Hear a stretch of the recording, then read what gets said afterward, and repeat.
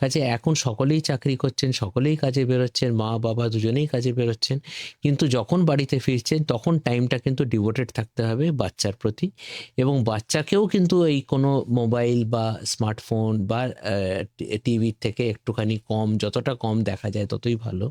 আ আমরা ইদানিং যে হারে বাচ্চাদের মানসিক প্রবলেম দেখছি, আজ থেকে ২০ বছর আগে কিন্তু এত দেখতাম না। কাজেই অনেক চেঞ্জ হয়েছে, লাইফ অনেক ফাস্ট হয়ে গেছে। কারুর জন্যে কারুর আ সময় নেই। হ্যাঁ? এইখান থেকে আমাদের কিন্তু কিছু, কিছু সময় বার করে নিতে হবে। যেরকম ধরুন বাড়িতে যে সময়টা আমরা এসে গেলাম, সেই সময়টা বাচ্চার সঙ্গে সময় দেওয়াটা খুব দরকার। বাচ্চার সঙ্গে খেলা, সেই সময়টা আমরা এসে আবার নিজেরা মোবাইল নিয়ে বসে যাই আর মেসেজ দেখছি, WhatsApp দেখছি, রিল দেখছি, Facebook দেখছি।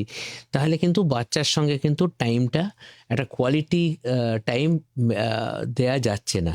কাজে এখন সকলেই চাকরি করছেন, সকলেই কাজে বেরোচ্ছেন, মা-বাবা দুজনেই কাজে বেরোচ্ছেন। কিন্তু যখন বাড়িতে ফিরছেন তখন টাইমটা কিন্তু ডিভোটেড থাকতে হবে বাচ্চার প্রতি এবং বাচ্চাকেও কিন্তু এই কোনো মোবাইল বা স্মার্টফোন বা টিভির থেকে একটুখানি কম, যতটা কম দেখা যায় ততই ভালো। যত বেশি ওদের বই দিয়ে, ওদের ব্লগস দিয়ে, ওদের খেলনা দিয়ে ওদেরকে ইনভলভ করে রাখা যায় তত কিন্তু ভালো থাকে এবং ওই টাইমটা যতটুকু আরেকটা খুব ইম্পোর্টেন্ট হচ্ছে মিল টাইম।